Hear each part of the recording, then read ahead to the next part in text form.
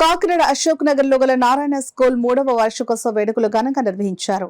కార్యక్రమంలో doctor Vodarevu Ravi, doctor బాదం సుందరావులు అతిథులుగా పాల్గొని విద్యార్థులకు బహుమతులు అందజేశారు. కాకినాడ రాజా ట్యాంక్ వద్ద గల కళాక్షేత్రం నందు నారాయణ అశోక్ నగర్ స్కూల్ 3వ వార్షికోత్సవ వేడుకలకు స్కూల్ ప్రిన్సిపల్ రవికిషోర్ అధ్యక్షత వహించగా పట్టణానికి చెందిన ప్రముఖ వైద్యులు వాడ్రేవ్ రవి, బాదం సుందరరావులు విశిష్ట అతిథులుగాను, నారాయణ స్కూల్స్ ఏజీఎం రాఘవేంద్రరావు గౌరవ అతిథిగా పాల్గొని జ్యోతి ప్రజ్వలన చేసి కార్యక్రమాన్ని ప్రారంభించారు.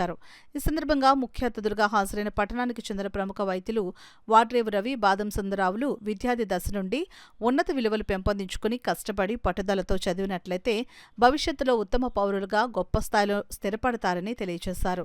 ఈ కార్యక్రమంలో భాగంగా వివిధ పోటీల్లోనూ పరీక్షల్లోనూ అత్యుత్తమ ఫలితాలు సాధించిన విద్యార్థులకు అతిథులు రవి, సురేంద్రరావు, రాఘవేంద్రరావులు జ్ఞాపికలు, బహుమతులు అందజేశారు. అనంతరం విద్యార్థులు ప్రదర్శించిన సాంస్కృతిక కార్యక్రమాలు అందరినీ విశేషంగా ఆకట్టుకున్నాయి. ఈ కార్యక్రమంలో zonal coordinator Murthy, Ram Tulasi, Priya, HR Subhadra, Venkat, academic dean Sunil, vice principal Jhansi మరియు ఇందిరా, స్కూల్ ఉపాధ్యాయులు, సిబ్బంది, విద్యార్థులు, తల్లిదండ్రులు పాల్గొన్నారు. చేతుల మీదుగా తీసుకోవడం అనేది మన పిల్లల యొక్క అదృష్టం.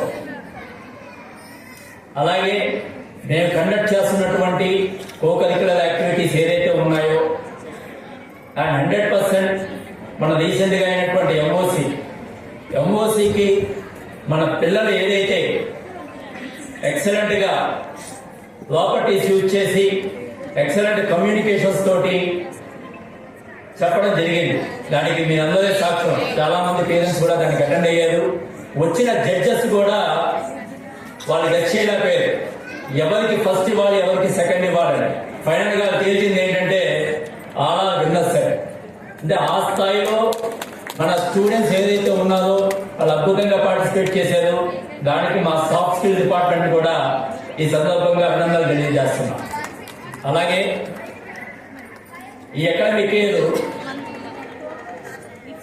నెక్స్ట్ అకాడమిక్ ఇయర్ 25-26లో జగన్నాయక్పూర్లో Narayana integrated olympiad school establish చేయబోతున్నాం.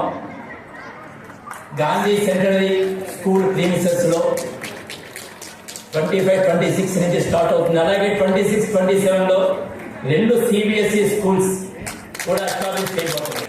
యూనివర్సల్ డెవలప్మెంట్ అంటే ఆల్ రౌండ్ డెవలప్మెంట్, అన్ని రకాలుగాను వాళ్ళు నిష్ణాతులుగా కావడానికి, పరిపూర్ణమైన వ్యక్తిత్వ వికాసం రావడానికి, మంచి మనుషులుగా, మంచి పౌరులుగా తీర్చిదిద్దబడడానికి ఏమేమి కావాలో అవన్నీ స్కూల్ తరఫున జరుగుతున్నాయని, వీటన్నిటిలో పిల్లలు, తల్లిదండ్రులు కూడా ఉత్సాహంగా పాల్పంచుకుంటారని అర్థమవుతుంది. అదేవిధంగా ప్రిన్సిపల్ గారు ఎప్పుడైతే థ్యాంక్స్ చెప్పారో ఆ థ్యాంక్స్లో ఆఖరి మాటగా పేరెంట్స్ అందరూ సహకరించినందుకు పేరెంట్స్కి కృతజ్ఞతలు అన్నారు. That tells me how much importance is given to parents. ఇక్కడ స్కూల్లో ఉన్నంతసేపు ఉపాధ్యాయులు, ఇంటి దగ్గర తల్లిదండ్రులు ఆ పిల్లల భవిష్యత్తు బంగారుగా అవ్వడానికి, కొన్ని నైతిక విలువలు ఉండడానికి, జీవితంలో వాళ్ళు ఎక్కడ పట్టుకోవాలో ఎక్కడ వదిలేయాలో ప్రిన్సిపల్ గారు మాట అన్నారు. తగ్గేదేలే అన్నట్టుగా చూపిస్తాను రాబోయే సంవత్సరాలు. యంగ్ కొన్ని చోట్ల తగ్గాలి. ప్రిన్సిపల్ గారు తగ్గేదేలే అంటారు, కానీ ఎక్కడ తగ్గాలో మనకు తెలియాలి. రోడ్డు మీద అడైనా సైకిల్ కొట్టుకుని తగ్గాలి, మనం తెలుసుకోవాలి. బండి మీద హెల్మెట్ లేకుండా స్పీడ్గా వెళ్ళిపోతున్నప్పుడు, తండ్రి తల్లి ఇంట్లో లేనప్పుడు బండి తీసుకుని దొంగతనంగా బయటకు వెళ్తున్నప్పుడు తగ్గాలి. చేయకూడని పని. Something happens to you. ఒక కారుతో చేయకో దెబ్బతింటే, ఆరోగ్యం దెబ్బతింటే మీ కెరీర్ దెబ్బతింటుంది, తల్లిదండ్రుల ఆశలు నిరాశలు అవుతాయి. సో కొన్ని చోట్ల తగ్గాలి. ఆ విధమైన పరిపూర్ణమైన జ్ఞానాన్ని మీ యాక్టివిటీస్ అన్నీ మీకు ఇస్తాయని నేను తప్పకుండా భావిస్తాను. ఫాలో అవుతున్నారు కాబట్టి ఈ స్టేజ్కి నారాయణ సంస్థ రాగలిగింది. 60,000 మంది స్టాఫ్, 6 లక్షల మంది విద్యార్థుల్ని చేయడం అంటే సాధారణమైన విషయం కాదు.